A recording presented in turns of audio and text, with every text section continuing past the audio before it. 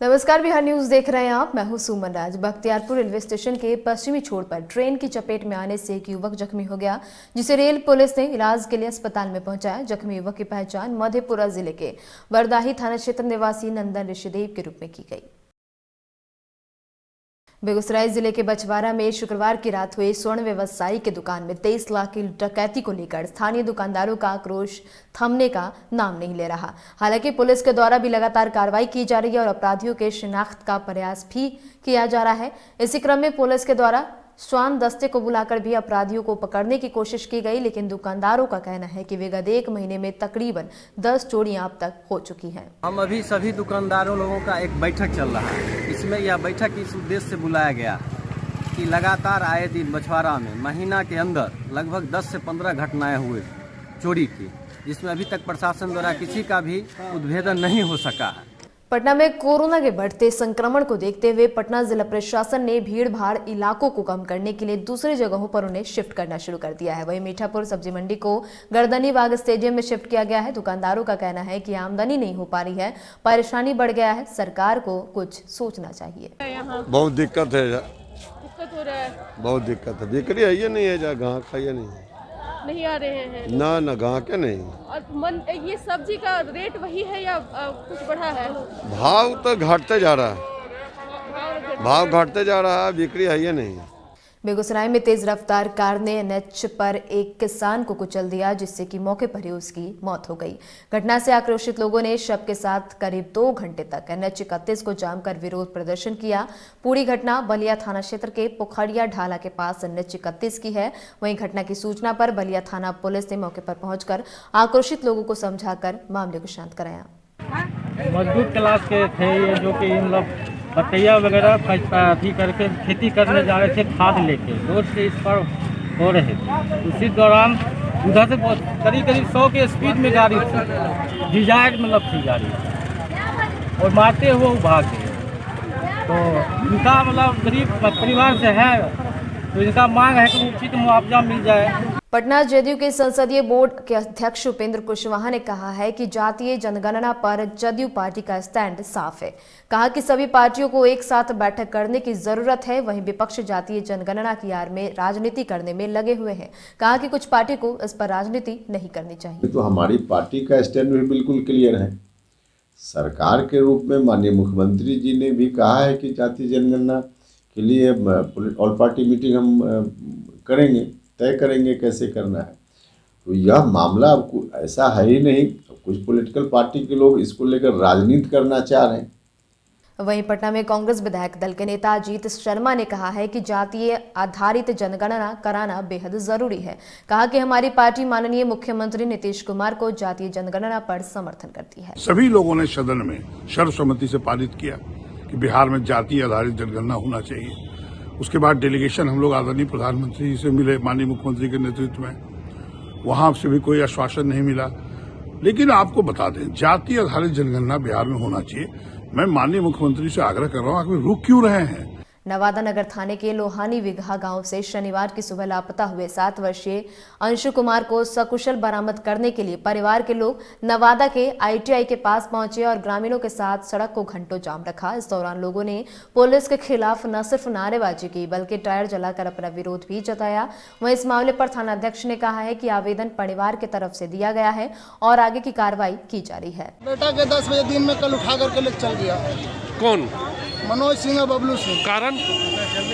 मेरा जमीन का विवाद के चलते पैसा मांगे गए, उसके कारण से उठा ले चल गया। मेरा पैसा 11 लाख 60 हजार रुपये दिया और उतने में कह रहा था पूरा जमीन लिख दो। हाँ। हमने अपना चचा से क्या बेईमानी करते, पैसा कहाँ से देते हम चचा को? मसौढ़ी में एस ड्राइव के तहत मसौढ़ी प्रशासन द्वारा सघन मास्क चेकिंग अभियान चलाया गया। एस ड्राइव के तहत मसौढ़ी अंचल अधिकारी मृत्युंजय कुमार और नगर प्रशासक मसौढ़ी के द्वारा मसौढ़ी के ब्लॉक रोड में सघन मास्क चेकिंग अभियान चलाया गया। इस अभियान के तहत करीब 300 छोटी बड़ी वाहनों को चेक किया गया और 50 लोगों से जुर्माना भी वसूला गया। जैसा कि आप लोग देख रहे हैं कि विगत 1 सप्ताह से काफ़ी केसेस ज़्यादा बढ़ गए हैं और मसौढ़ी जो है नगर परिषद का क्षेत्र है। पिछली बार यहाँ संख्या ज़्यादा थी, इसलिए हम लोग इस आदेश के आलोक में आज सघन जांच करवा रहे हैं। आप जिम्मेदार आदमी हो, आप जिम्मेदार आदमी हो, आप मास्क क्यों नहीं पहनते हो? कोई पहनना है ना, ऐसा थोड़ी है बच्चे नहीं पहने हुए हैं। पहनती हैं आप? मैं सर छूट गया था कह रहे कोरोना काल है ना, हाँ क्यों नहीं पहनती हैं? गलती हो गया आपसे। बेगूसराय में खाद्य दुकान में हथियार के बल पर कर्मचारियों को बंधक बनाकर 3 लाख रुपए लूटे मामले का सीसीटीवी फुटेज सामने आया है। तस्वीरों में देखा जा सकता है कि 3 की संख्या में बदमाश हथियार के बल पर दुकान के 4 कर्मचारी को बंधक बनाते हैं और उसके बाद गल्ले से करीब 3 लाख रुपए लूटकर फरार हो जाते हैं। बुरी घटना एफसीआई के बिहिट इब्राहिमपुर टोले की है। घटना की सूचना पर सदर डीएसपी भी मौके पर पहुंचे और मामले की छानबीन में जुटे हैं।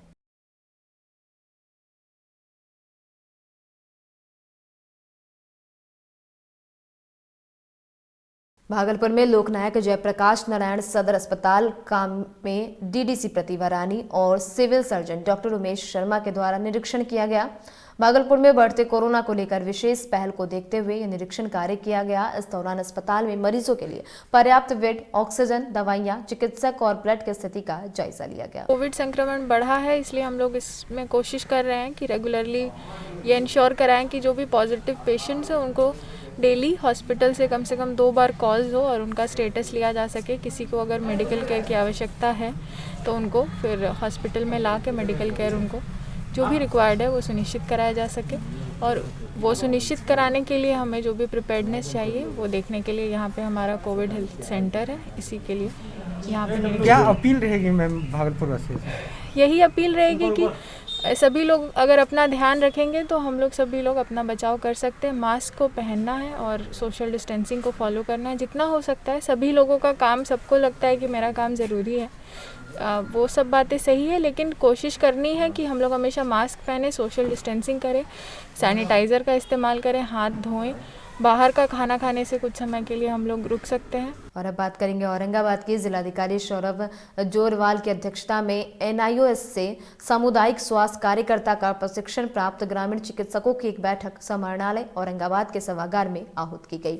इस बैठक के दौरान उपस्थित ग्रामीण चिकित्सकों द्वारा जिलाधिकारी के समक्ष विभिन्न बिंदुओं को विमर्श के लिए रखा गया। ग्रामीण चिकित्सकों की तरफ से जिला पदाधिकारी से अनुरोध किया गया कि ग्रामीण चिकित्सकों को आइडेंटिटी कार्ड उपलब्ध कराया जाए। हम लोग को बुलाया गया था, यहाँ पे डीएम साहब का आदेश हम लोग आए हुए थे, सही प्रशिक्षित ग्रामीण चिकित्सक को बुलाया गया था। तो यहाँ पे आने के बाद सर को यहाँ पे कोई पता तभी नहीं है। आखिर को हम लोग को यहाँ पे बुलाए क्यों थे?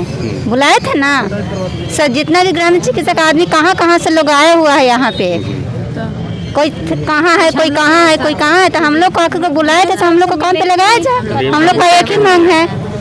औरंगाबाद जिले में इंडियन ऑयल कॉरपोरेशन के द्वारा जिले में सिटी गैस पाइपलाइन की शुरुआत कर दी गई है, जिसका उद्घाटन सांसद सुशील कुमार सिंह ने पीपरडी गांव निवासी प्रथम डीपीएनजी लाभुक सविता देवी के आवास पर किया। वहीं इस परियोजना के अंतर्गत औरंगाबाद शहर के अंतर्गत 2 सीएनजी स्टेशन की स्थापना और घरेलू के साथ व्यावसायिक और औद्योगिक प्रतिष्ठानों में सुविधा उपलब्ध कराई जाएगी। जब पाइप के माध्यम से किसी एक घर में गैस आ रहा है खाना बनाने वाला और उस पर खाना बनना शुरू हुआ, जब हम तो हमेशा मॉनिटरिंग करते रहते थे, समीक्षा करते रहते हैं। और इसी के साथ इस बुलेटिन में इतना ही। तमाम अपडेट्स के लिए बने रहे बिहार न्यूज़ के साथ। नमस्कार।